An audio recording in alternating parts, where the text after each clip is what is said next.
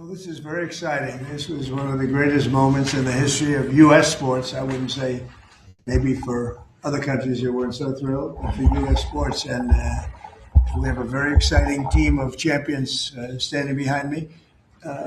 Mr. Attorney, could you read what we're doing right now? Yes, Get sir. it done. This is H.R. 452, the Miracle on Ice bill. The United States Congress has authorized 3 medals to be struck commemorating the historic victory of the United States men's hockey team in 1980 at the Lake Placid Olympics, where they obviously defeated the Russians in the Soviet Union, in the famous Miracle on Ice hockey game. This will serve as a fitting commemoration of that incredible achievement and will hopefully be a lasting memorial of that achievement going forwards. This was an amazing event. Pretty big, I don't know, there were some other upsets in the world. I haven't noticed them getting any of these. The only ones. That's great. We don't use auto pens here. It's a great achievement. Okay, wait a minute. There you go, Mike. Take that. Thank you, sir.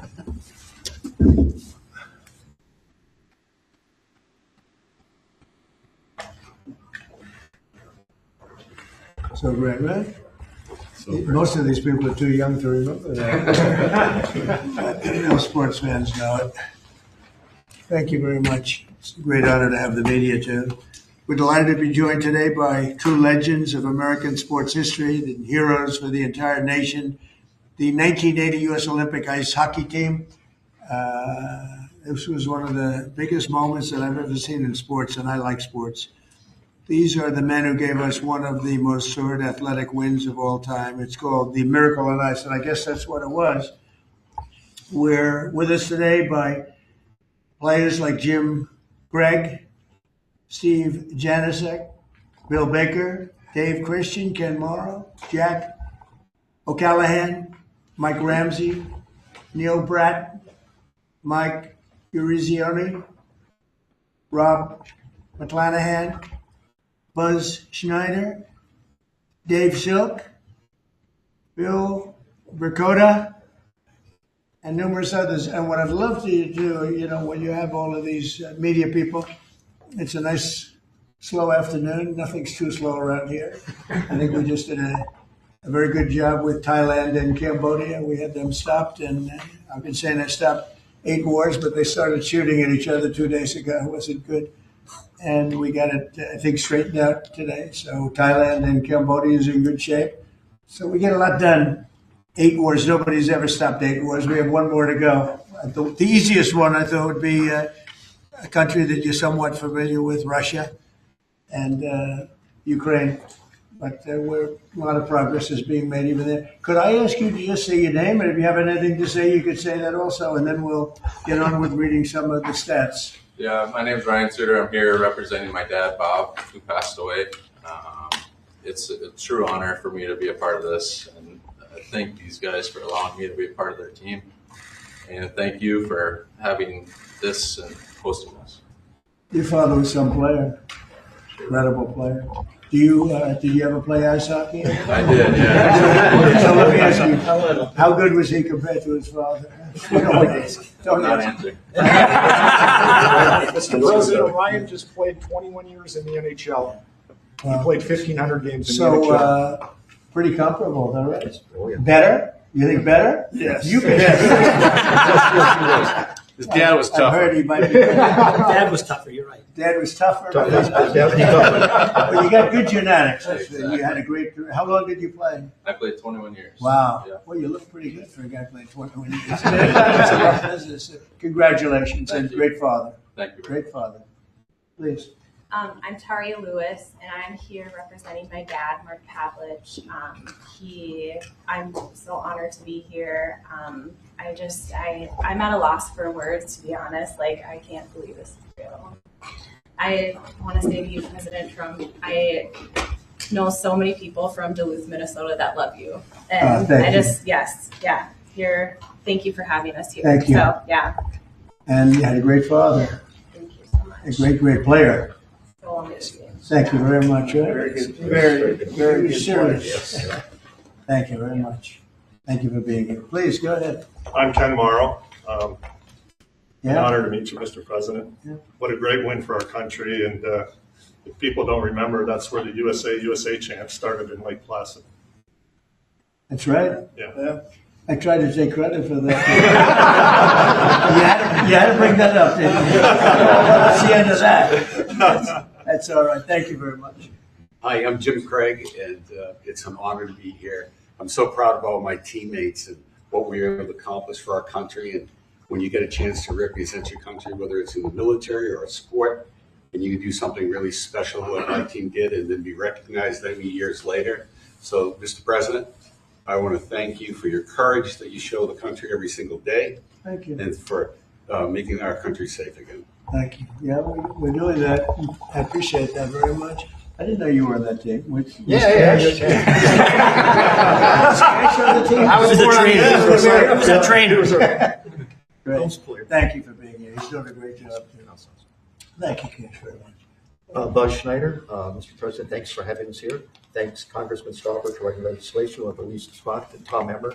It's a privilege to be here, and we accomplished a wonderful thing. And I will say that I got 19 beautiful people I did it with. It was awesome. All good, solid people. Thank you. Thanks again. They are. So you have to be solid. Thank you. Please. Hi, I'm Neil Broughton from Minnesota. Thank you, Mr. Trump. It's an honor. You're celebrating us, and can't believe I'm even here. It's incredible. It's an amazing office. It's unbelievable. Everybody that comes here, the biggest people in the world, they come into this place and they go, wow, it's the Oval Office. It's the most important office anywhere in the world, not even close. Thank you very much. Mr. President, Mike Ruzioni, on behalf of the team, we have a replica hat that we wore at the opening ceremonies in Lake Placid. Thank you. We'd like you to have that. And more importantly, I don't think words can explain how proud we are for what you've done for our team. Thank you. Thank you very much. Let's see, what do I do with that strap? There you go. Now we can take a picture. Yes, you got to take a picture. Remember a certain governor in Massachusetts? When they put that helmet on, that was not good. Michael did that. Yep. They put that helmet on. That was the end of his political career. But the honor that you bestowed upon our team, something that's incredible. Thank you very much. Thank you. Well, I feel it. Thank you. Mr. President, hello, I'm Jack O'Callahan from Charlestown, Mass. Thanks. And I grew up on the battlefield of where the Battle of Bunker Hill was fought. That's where it all started. And thank you so much for having us here. We're a bunch of proud Americans, and we're thrilled to be in your presence, sir. Thank you very much. I'm thrilled to be with you guys. Winners, champions. Mr. President, my name is Dave Silk, and like Jack said, I'm a proud American. Thank you for having us here, and thank you to all that put this on for us. Thank you. I'm honored to be here. Thank you, fellas. It's really nice. Thank you. Mr. President, Bill Baker. I'm from Minnesota. I know that right now that doesn't ring very well. Hopefully we can get that turned around. Do we have Somalians in the any Somalians in the team? I don't think so. Ilyan Omar.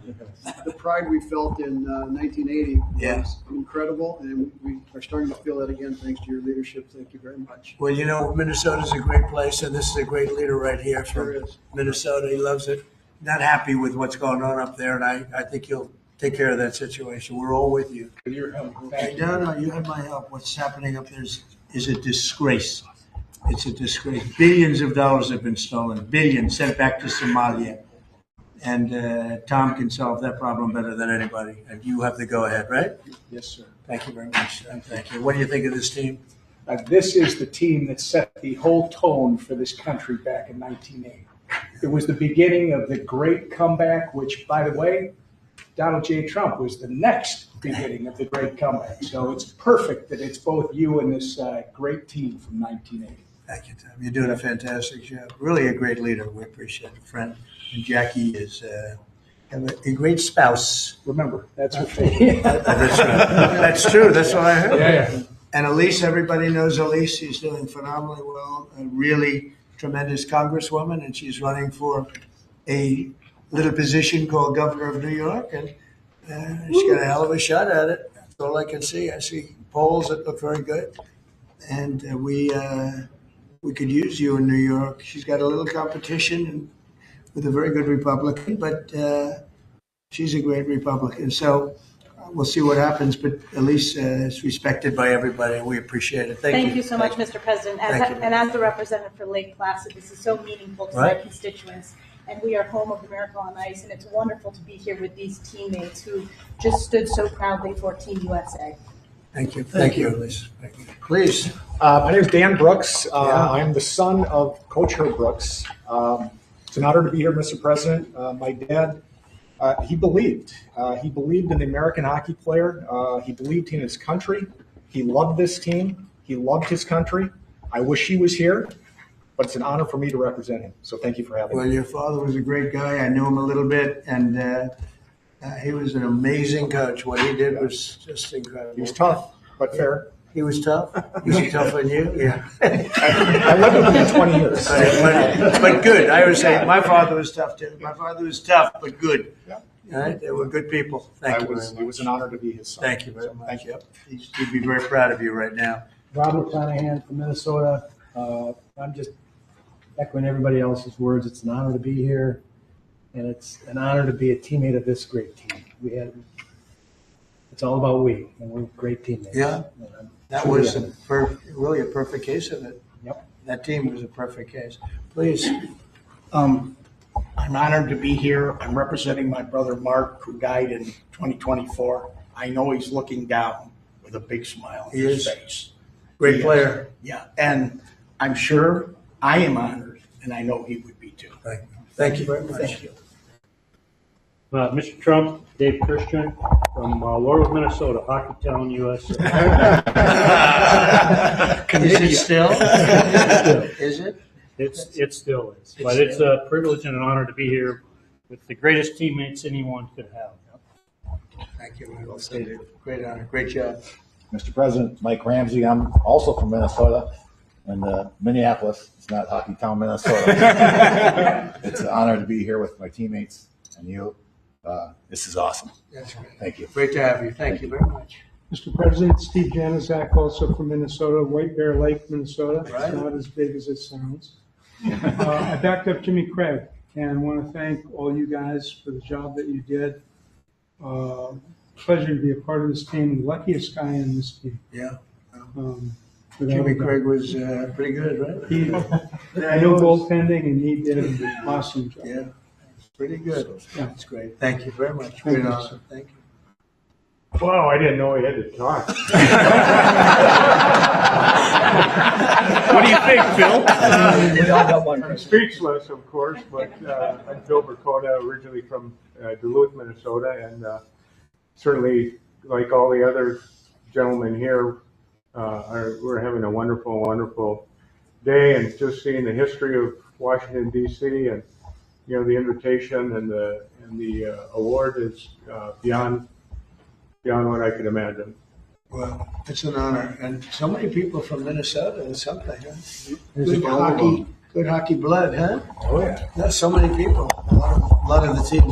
Congratulations, and Minnesota's going to be back, right? Better be. Going to be back. Going to be back. You got a little bad governor up there, a couple of little problems.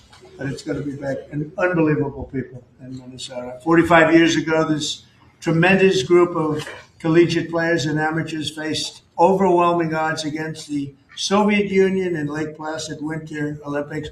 They said it was the greatest team ever put together, the Soviet team.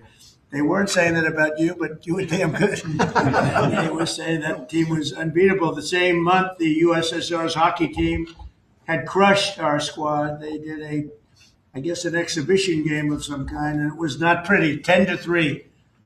And people were not even looking forward to this game, fellas, I hate to tell you. They liked it. That last 10 minutes were not fun. The Soviets had not lost an Olympic game since 1968, and they were coming off a 4 straight gold record, gold medals. In 64, they won the gold, 68, 72, and 76. Other than that, they weren't that good, right? They were great. And this was supposed to be the best team that they ever had. So it wasn't looking too sharp for our great champions behind me. As one American sports writer put it at the time, the whole world expected the Soviets to win, quote, unless the ice melts. So that wasn't a very good statement. But then it began. Despite the long odds, the Team USA blazed through the group stage, meaning other countries went through them pretty easily, advancing to a long-awaited rematch against the USSR. 3 times we went down by a goal. For most of the game, they were down by a goal 3 times, and then remarkable players put America back on top where we always wanted to be. Buzz Schneider, he scored the opening goal and a slap shot from 50 feet. That's a big slap shot. That's a hell of a how the hell did that happen? Was there a goal? I thought they had a good goal. They did have a good goalie. The pass came across the ice. I caught it going the other way. Just happened, right? Miracle, they call it. Thank you. It's a long one. Yeah, That doesn't- good one, though. how often does a 50-foot shot go in? Not too much. Huh? That one. Well, you have a little extra power. You're strong. You were a strong guy. That's something. That puck was hit. We have a puck here. Does this mean anything, or is this something they just gave me? That's for sales. I gave the FBI hockey pucks to the Well, team. that's good. I'll put it here on top of a piece of gold. In the second period, Jim Craig withstood a barrage of shots on goal and kept the dream alive. That's the guy, right? And then after a goal from team captain Mike Ruzioni, who's a fantastic guy, I know him from outside of hockey, we play golf. We were in a golf team together, and we happened to win, right? We did, sir. We won. Yes, we did. I liked my partner very much. But he put us up 4-3 midway through the third. These fighters held on to the longest 10 minutes of their lives. They call it the longest, most horrendous, scariest 10 minutes. Is that true? Absolutely. Because you couldn't believe that you were there, right? And they're leading by 1, and they got 10 minutes to just please. Anybody pray? When you praying? Doing everything. You didn't have time. Did you have time to pray? I don't think you had a lot of time to pray. You just had to go out and play. They're religious guys, but they didn't have a lot of time to pray. They were out in the ice. But to win one of the greatest comebacks in sports history really was amazing. The observers in the arena noted it was the first time in his life that he heard the chant USA, USA, USA, which I don't like hearing because I tell people that had to do with Trump in 2016, slightly after your big win, but no longer. That's the end of that, right? I can't use that one anymore. But I do remember them doing that exactly. For a long time, they were doing that. This team united us and they inspired us. The United States was like brought to a level of sports that they've never seen. And they brought us Olympic glory that we celebrate to this day. Nobody thought it was possible. It really shows that, anything's possible. Nobody thought that one was possible. But I want to congratulate you all. And now I'd like to invite Mike to say a few words. And then Congressman Stauber, who introduced. And then we're going to speak from a couple of other people. And I have to tell you, our leader, I have to say that Emmer is a very special leader. And I want you to maybe wrap it up and say something on behalf of your great state in particular, the country, but your great state in particular, okay? So let's go, Mike. Yes, again, Mr. President, to reiterate what we've all talked about, this is an absolutely incredible honor. I've said this before, but when you put a USA jersey on, you're playing for your country. You're not playing for your state, your town, or your city. And what an honor it was for us to put that jersey on and accomplish what we accomplished. I've always said the gold medal is something that's incredible, but this is the frosting on the cake. To receive an award like this, an honor like this, maybe this is it, guys. I don't think there's anything else we can get. There's nothing else. This is just incredible. There's nothing else. No, this is it, and thank you for making this happen. Great. Thank you, Mike. Thank you. Pete? Yeah. Mr. President, thank you for signing this piece of legislation. I first want to say on behalf of Congress, I want to thank Lee Stefanik and Tom Emmer for being co-sponsors of this piece of legislation. I also want to thank my staff. Ali Esau in my office did a tremendous job getting this, to be able to pass the House and the Senate. I want to thank my staff. And Mr. President, it was 45 years ago, Friday, February 22nd, 1980, that the game of hockey changed. It was a 5 p.m. game. It was tape delayed. Those of us that were hockey players back then, this was a game changer. We couldn't find that USA jersey anywhere. It was sold out wherever it was. And so I'm very proud to have led this. And I would be remiss if I didn't introduce my younger brother, Rob, who was he was a gold medal coach for the 2018 Women's Olympic gold medal team in Pyeongchang. And Robbie's right over there. So, Mr. President, I will just say that I'm in awe of these hockey heroes. And as we move forward, they changed the game of hockey. It was a powerful, dominant performance that this country needed. They beat the powerhouse Soviets. And as you know, you're continuing to do that today. And this was a great start of it. And for me, I'm very just privileged and proud to stand with these Olympic heroes that literally changed a nation and gave us the strength that we needed at the time our nation needed it. And to know these men here, they're humble, the humility is through the roof. And I just want to thank you for signing this. This means a lot to me personally, but it means more to the team. When I talked to him this afternoon, as Mike just said, it's the cherry on top of what they did for this country. And thank you for signing it, and I appreciate it. Well, we love it, and he was a really great hockey player too. So let me ask you a question: was your brother in this category of hockey player, or slightly less? You want to answer that? he was smart. He was better than I. He was better than me. Robbie was a goaltender in the National Hockey League as well. So wow, that's pretty good. He was much better than me. That's a lot of good genetics to this whole thing. But you were a hell of a player too. Thank you, Mr. President. Thank you, Pete. So we're gonna one more. Mr. President, we would like to do one more thing. Sure. Take a photo with our hats off. Yes. Okay, let's go. That's from Minnesota, or used to wearing hats. Okay. Straighten it out. Take a good one. You have Dan. Let's go, Dan. Get with it. Get with it, Dan. Oh, there we go. Good photography. You got a little off guard. Could we move the boom lights up a little bit, please? Can we all move it up just a little bit tight? It's a good photo. Good idea. A little bit more. Hey, fine, Phil. Okay. Here we go. 1, 2, and 3. And no more.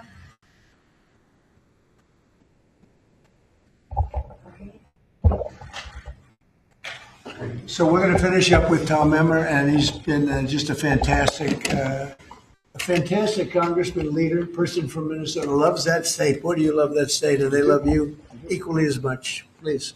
Thank you, Mr. President. First, I got to thank Pete Stauber as he's talking about humility. Pete Stauber actually was in the White House as a national championship captain of a national championship hockey team back in the 1980s. It's not bad. This runs in the blood in Minnesota. This runs in our blood in Minnesota, but it's not about Minnesota, even though I will point out most of the guys are from Minnesota, but that's not the point. It doesn't matter if it's Massachusetts, Minnesota, Michigan, Wisconsin, wherever players came from back then, they were all Americans. That's what mattered, and they were an inspiration. And you know what it means to my state? It shows us that no matter how bad it gets, there's always a way to succeed if you're willing to try. And I think Mike Eruzione said it earlier. If you think you're going to lose, you're probably not going to win. Right. If you think you're going to compete and you're going to give it everything you've got, these men who are standing here and their colleagues who are not here, God bless them, those who couldn't be here and those who have departed, they reached the ultimate peak. And when they did it, as Pete pointed out, they lifted an entire country out of the ditch and set us off to an amazing several decades that followed. And it's not much unlike the 47th President of the United States. So I think it's entirely appropriate that you're doing this for these men. You're really doing it for the country. And God bless you, because Minnesota, I think, is going to experience a comeback because of they're going to do it. Minnesota's going to come back. No, I'm so impressed that so many of these champions come from Minnesota. It's amazing. It's a great place. Thank you very much. We engineered it. One of the best players for Massachusetts. I think it starts again. Well, thank you very much. Any questions for the? Let's go to the players first, if you could. Thank you, Mr. President. First of all, it's a great honor to be in the room with all of you.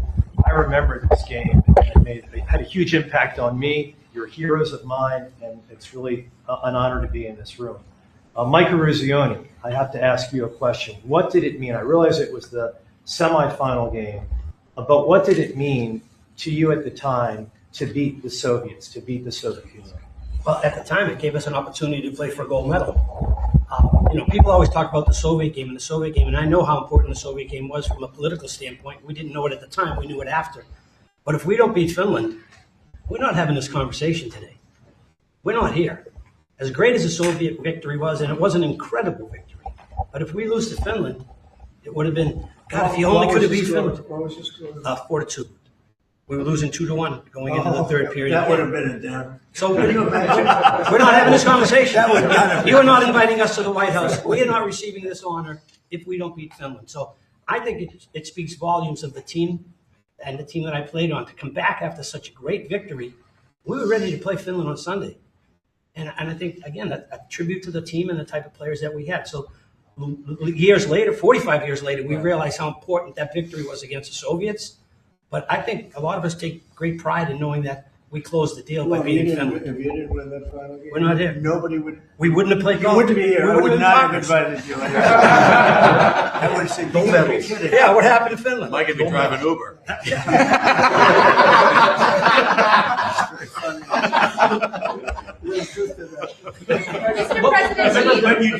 you did win. What's the lesson for Ukraine from this win from 45 years ago when you defeated Russian team against all odds?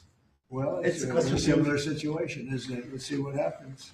We're working on seeing if we can make a deal right now. We're gonna see. We'll soon know, I guess. We're gonna see a lot of death. Last month, fellas, 25,000 soldiers were killed in Ukraine and Russia. 25,000. Can you imagine that? It's ridiculous. Maybe we should send our team. Mr. President, if I could, you guys were a team of amateurs. What do you think about the NIL, the deals that are being made with players, and they're hopping around sports? What do you think about it? I get your thoughts on that. My thoughts are I don't like it. I don't like the nil. I don't like the portal.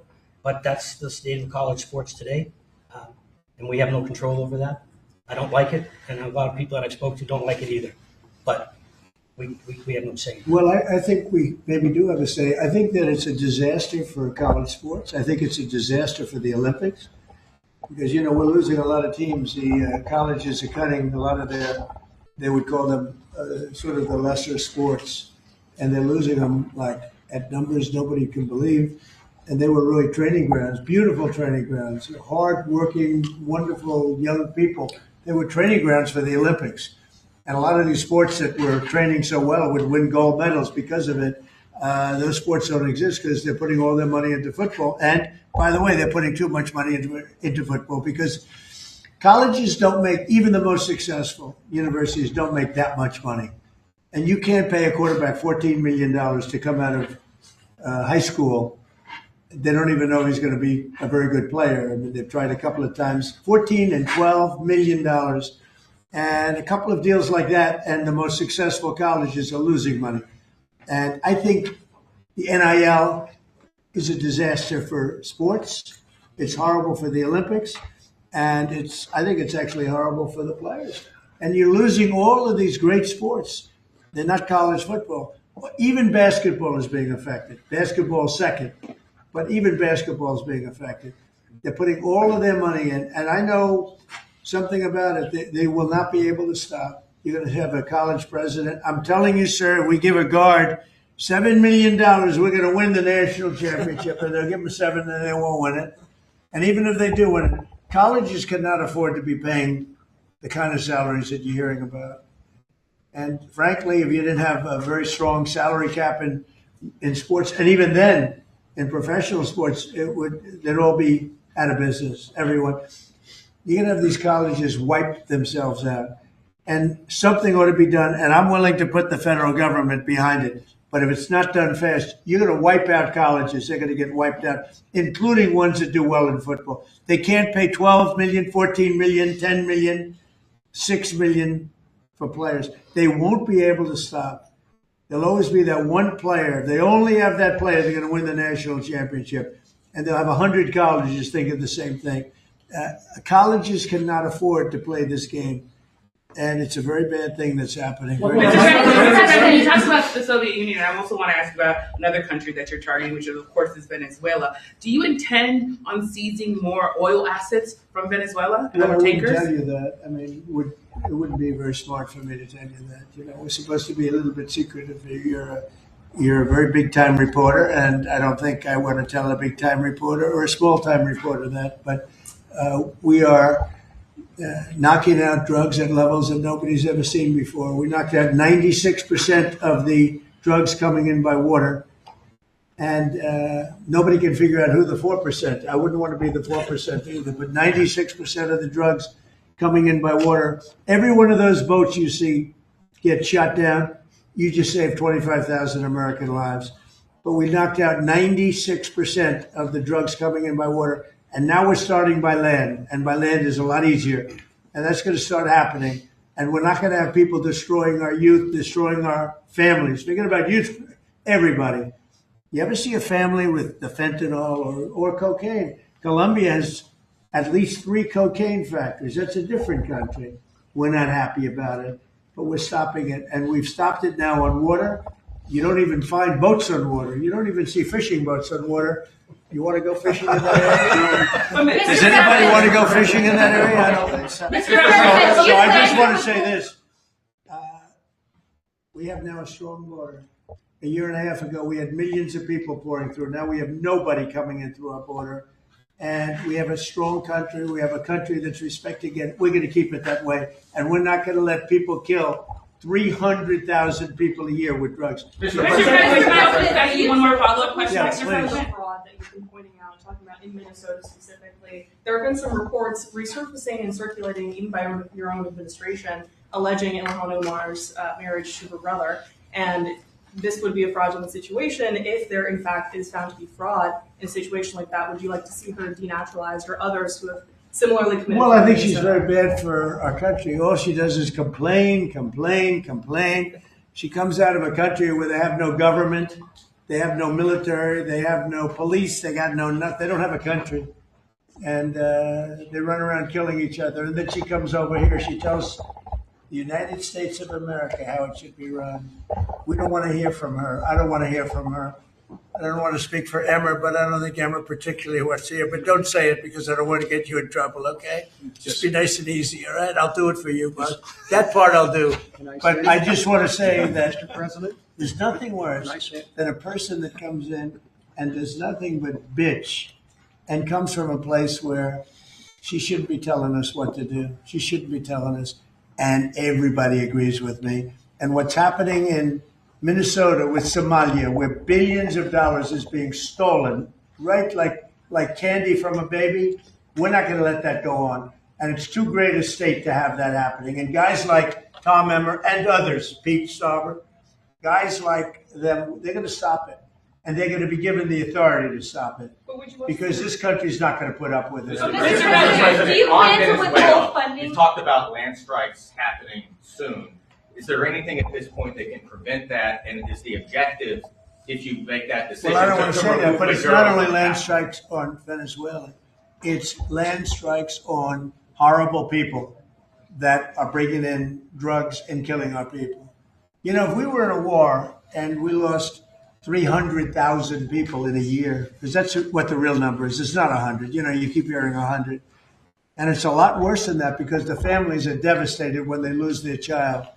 If we were in a war, we lost 200,000 or 300,000, but I think it's more than 300,000. And that's a war that's like a war that would be unparalleled. Nobody's ever seen anything like that. And that's what's happening. So it doesn't necessarily have to be in Venezuela. It's people that are bringing in drugs to our country are targets. At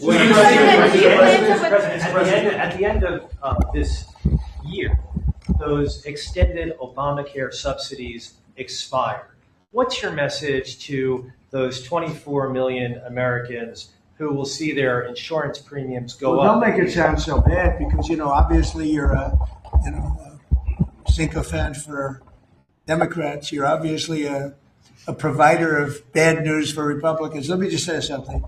The Republicans, I think I can speak for Tom and most other people. I think what most Republicans want to see is what I want to see. And I leave it to them, and hopefully they're going to put great legislation on this desk right here. We want to see all of the money that's been squandered and given to insurance companies, because Obamacare is horrible health insurance. It's far too expensive, and it always has been.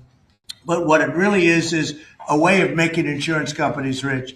We want the money not to be paid at all to insurance companies. You know, insurance companies have gone up 1,700% over a short, meaning the stock, 1,700% over a short period of time.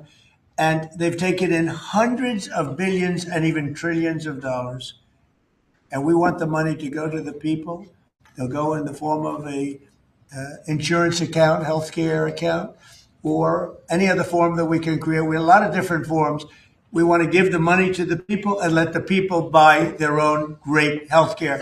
And they'll save a lot of money, and it'll be great. Now, the problem we have is that the Republicans are not at all controlled by the insurance companies. But you know who is? The Democrats. The Democrats have received hundreds of millions of dollars. They're totally controlled by the insurance companies. So we might not get too many of the votes. But I actually think we get some Democrat votes. So I don't know how you feel about it, Tom, but everybody wants to see this happen. Everybody. I put it out, and all of a sudden, we've taken over in a positive way. The Republicans have taken over healthcare in a positive way. I want to see the billions of dollars go to the people, not to the insurance companies. And I want to see the people go out and buy themselves great healthcare. Much better healthcare at very little cost. That's what I want. And it's so simple. Thank you. A follow-up on that. Many congressional Republicans have said they won't vote for an Obamacare extension deal if it includes funding for abortion. Would you assure those Republicans that you will not propose? Well, we're going to look into it. We're going to look into a lot of things. That's one of many factors. But what we do want to see is we want to see the money go to the people, not to the insurance. Mr. President. No, wait. You have to be nice and easy. She's very aggressive. Okay, please. Thanks, Mr. President.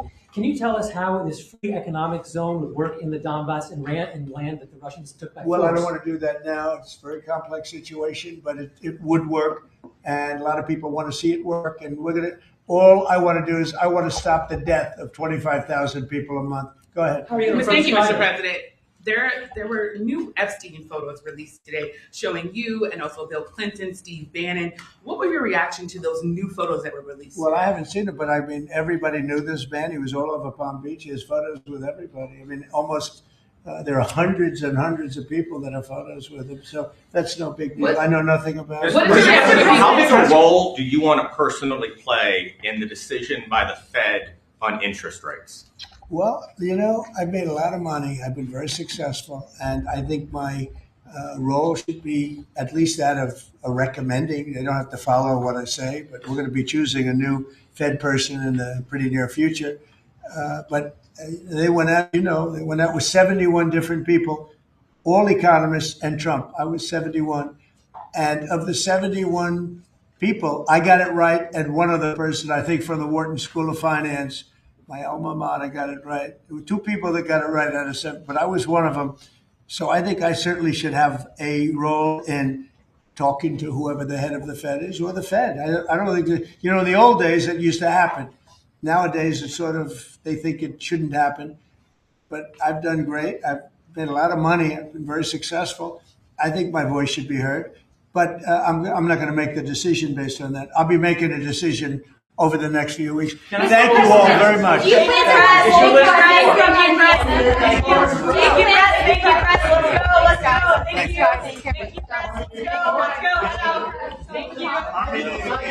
If you join tomorrow's token carrier,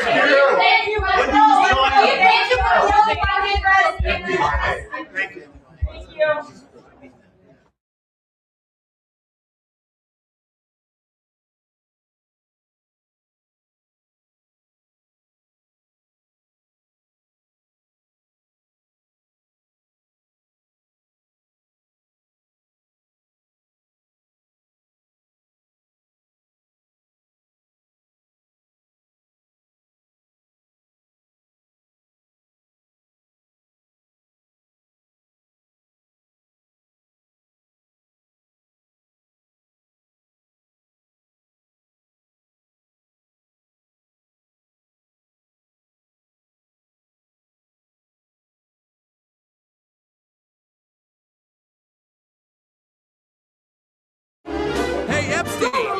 Anything new on Epstein? Epstein. What about Epstein? How about that Epstein? What's up, guys? It's Benny. House Democrats have been punching themselves directly in the balls over the Epstein release, these scandalous documents proving only that Democrats are a bunch of creeps that were begging Epstein for money constantly, using Epstein effectively as a proxy vote in the House. House Democrats exchanged texts during Trump trial, congressional hearings, proving that Epstein hated Donald Trump and wanted to destroy his career, including hoaxing him into being some type of predator. This is available in all of the Epstein documents that they've released. Obviously, Epstein disliked Trump a lot and used President Trump for leverage. And this is something that was constantly happening with Epstein and his inner circle. He's just a really, really creepy and horrible person. But what has been proven time and time again in these releases is that they have absolutely no incriminating evidence on Donald Trump, including but not limited to the Democrats redacting names of supposed Trump victims that have said time and time again, like Virginia Roberts, that President Trump did nothing wrong, that they actually have a lot of respect for President Trump. He's one of the few people that tried to stop the madness. Ladies and gentlemen, you can see here a beautiful example of Stacey Plaskett, Democrat from the Virgin Islands, texting Jeffrey Epstein and then saying everything that Epstein told her to say during an anti-Trump committee hearing. Okay. You know, like the whole thing is just completely fraudulent. All they've done is expose themselves. But now, ladies and gentlemen, they've exposed some new things, finally. This isn't the end of the road for Donald Trump. This isn't, they finally got him. The walls are closing in. But they finally have released new things, new photographs and images that are curious for sure, implicating a lot more Democrats, but some newly unreleased photos of President Trump with Jeffrey Epstein. Let's lock in and look. Every photo from the latest disturbing Epstein files release, Trump, Clinton, and Prince Andrew. House Democrats today released new images of Jeffrey Epstein from the Jeffrey Epstein estate, including Donald Trump, Bill Clinton, and Prince Andrew. The trove of 19 undated photos ranging from glitzy events to journeys on private jets to pornographic material, actually, and sex toys and stuff. Include Treasury Secretary Larry Summers and Bill Gates, former Trump advisor Steve Bannon, director Woody Allen, and billionaire Richard Branson. The images do not implicate any of the pictured in Epstein's crimes. House Democrats released select photographs from the tranche of over 95,000 that it received. 95,000 photographs. Jeez. So you released 18 of the 95,000? So who's holding the Epstein evidence now? This is crazy. So let's go ahead and look. Let's go ahead and look at some of these. Ladies and gentlemen, new photos released from Epstein estates, Trump, Bannon, Clinton. I mean, obviously we knew that him and Trump were friends. These aren't, it's not a particular bombshell. It was rumored that Steve Bannon, and Steve's confirmed this to me, it was making a documentary on Jeffrey Epstein. That'd be awesome. Why don't you release that? Like I say that in good faith. Why not release the documentary? Steve Bannon, it got like creepy. People were zooming in on this photo, like, what the hell's going on here? Exactly. Creepy photo, redacted face, like a blotted out, blacked face. Yeah, I don't know. Same thing here. I'm not trying to be particularly creepy or presumptuous, but what's going on in these photos? All right, super. We already knew the guy was a creep. And super weird. What's on this, Mac tower here? Why have we never seen any of those documents? Again, there are terabytes of information that have never been released. Here he is on set with Woody Allen. Woody Allen, obviously, legendary filmmaker and total creep. Here we go. The first Trump photo, the Trump condom. Finally, I'm huge. Is there any reference to this? Like, is this like some party? Is Donald Trump there? Is Jeffrey Epstein just making fun of Donald Trump? Here we have Larry Summers on the famous Lolita Express. This is Obama's Treasury Secretary. Looks like Woody Allen here too. Here's a selfie, a mirror selfie with Steve Bannon. Wasn't counting on that, but we know that Steve Bannon was close with Epstein, or at the very least, he was working with Epstein. Looks like they had some books, but I can't see what books those are.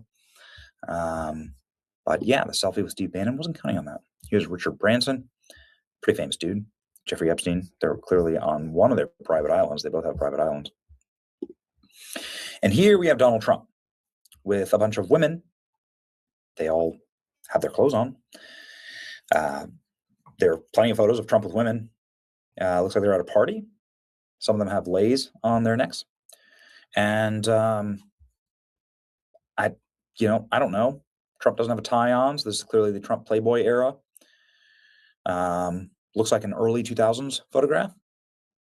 And a reminder that Jeffrey Epstein was charged in 2008 for his sex crimes. So there's a distinct difference between the Epstein was always a creep, but there's a distinct difference between Jeffrey Epstein being charged as a sex predator and pest versus later Jeffrey Epstein, which is where you get some of the Bill Gates and Obama connections. Here we have Bill Gates and Donald Trump. Clearly, this is like a 1990s photo. Look at Trump's hair, right? You can see like the difference. And they are grinning and laughing in a club. It's got to be like a club or party somewhere in New York, or something like some club or party. There's a photo of that's Bill Gates right there, sitting on the Lolita Express. It's so creepy. Here's just like a framed photo of you on the Lolita Express. Some other women in semi-compromising positions. I don't know. It looks like she's in a bed. Prince Andrew and Bill Gates. Bill Gates again, flying away. Jeffrey Epstein. Dershowitz. We know Dershowitz was his lawyer. And here's Woody Allen with Steve Bannon. Yikes. Got like a children's whiteboard here. And here is Donald Trump with unnamed blonde, who's there. Was this on the Jeffrey Epstein plane? Here's Bill Clinton grinning from ear to ear. Jeffrey Epstein, Ghislaine Maxwell. Looks like right after Clinton got out of the White House, maybe, right? Seems like it. Okay. House Democrats releasing these photos. This is the House Democrats received 95,000 new photos from Jeffrey Epstein's estate. Disturbing images raise more questions about Epstein relationships with powerful men. Here's some of the photos, ladies and gentlemen, that are getting some of the attention here. You have a jawbreaker gag. Terms and conditions apply. This is a choke gag. You have some creepy sexual devices here, like a rubber glove, a ribbed rubber glove, and some other, I don't even know, man, stuff. Sex toys, sex shop toys. Some of the photos, sex shop toys. Redactions have been made by the committee. Oversight Dems release now, like, where are the rest of them? So you release 18 photos.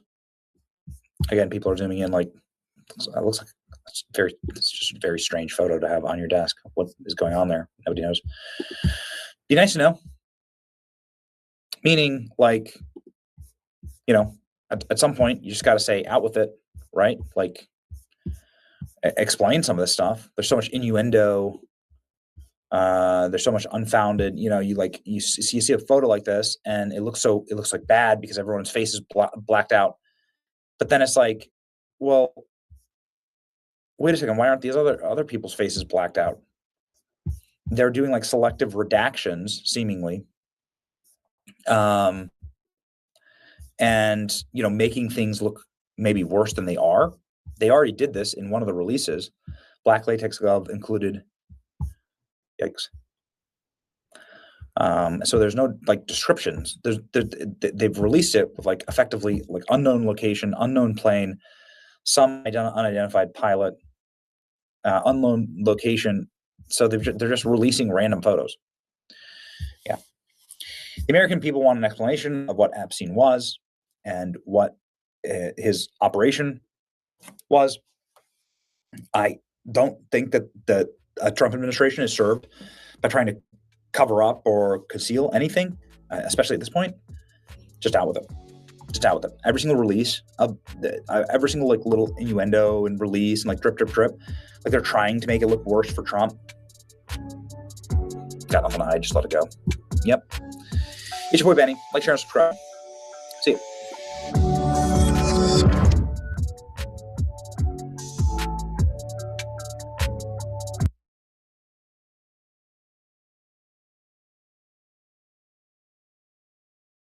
I go to these pitch meetings where these entrepreneurs will go up and pitch these angel investors and stuff like that. And you can measure who will pitch based on blink rate. You see a blink rate drop, that's the most interested person in the room. We do the same thing with jury selection. So blink rate is incredibly reliable. To recap that skill, I start a conversation. Does it look pretty normal? Is it pretty fast? Or kind of slow. All I'm looking for in a room of people is what's changing. Then you read articles that say someone looks a certain way or does a certain thing that might be deceptive. Like the most common one I hear is someone touches their nose. If you're just seeing one thing, I would say that almost never means anything. You want to look for a cluster of behavior.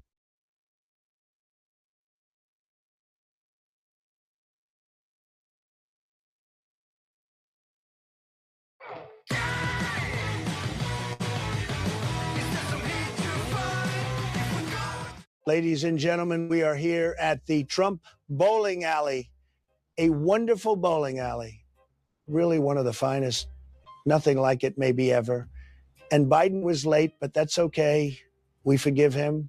But I'm here to show America once again what winning looks like, because nobody, and I mean nobody, bowls like I do. World leaders call me all the time. They say, "Sir, how do you do it?" I tell them, natural talent. Incredible talent. I'm the kingpin. Where do I, is this the ice cream place? Jill said we were going to the thing. The thing? Joe, the only thing here is your bowling ball about to roll straight into the gutter. Huh?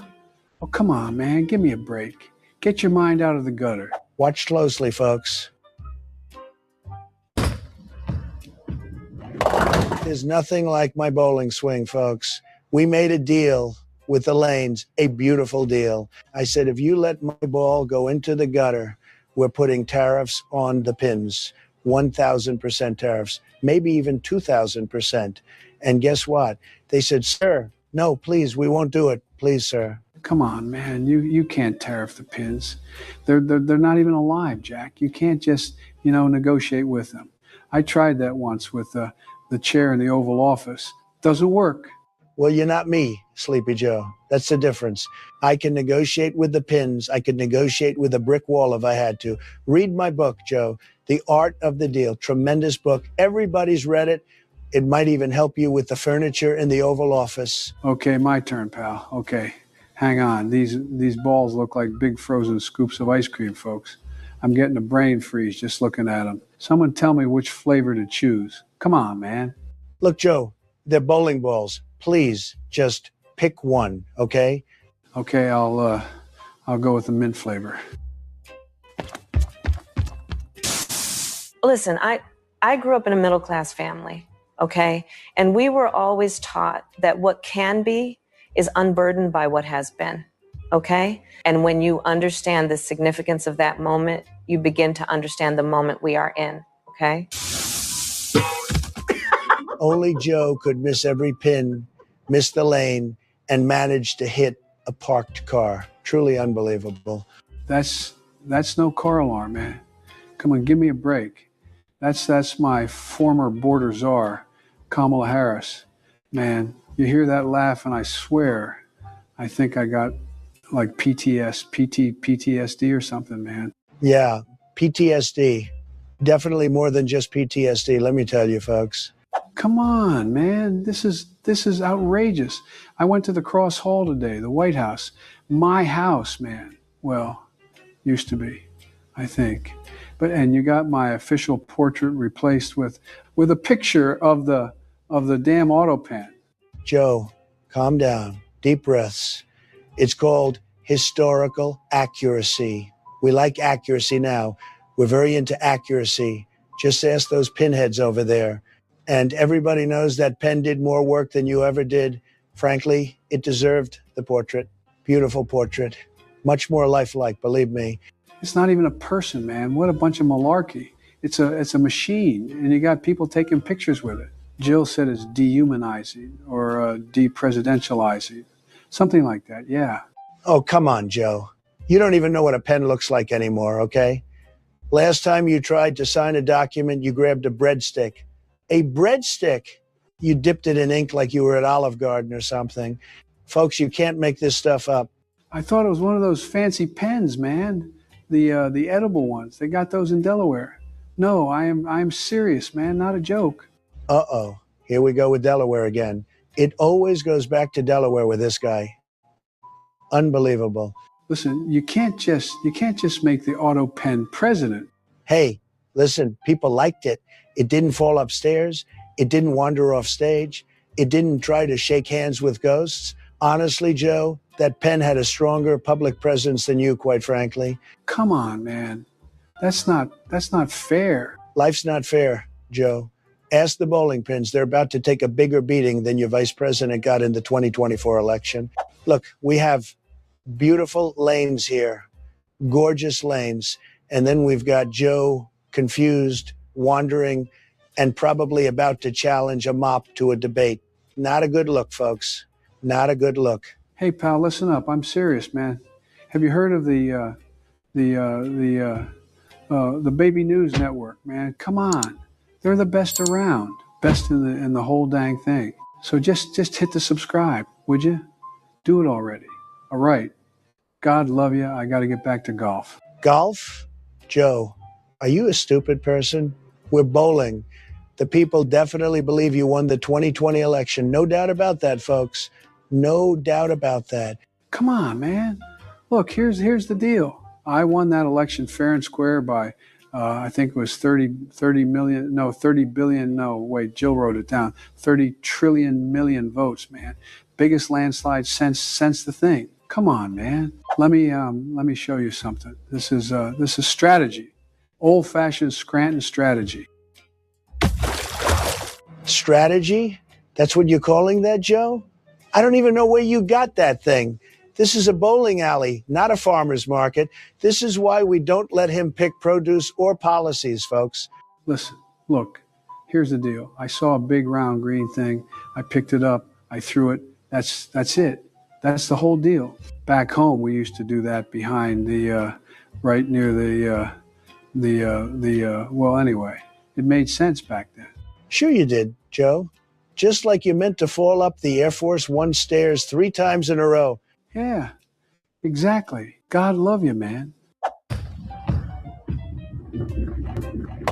2 strikes, folks. 2. That's called a victory. A beautiful victory.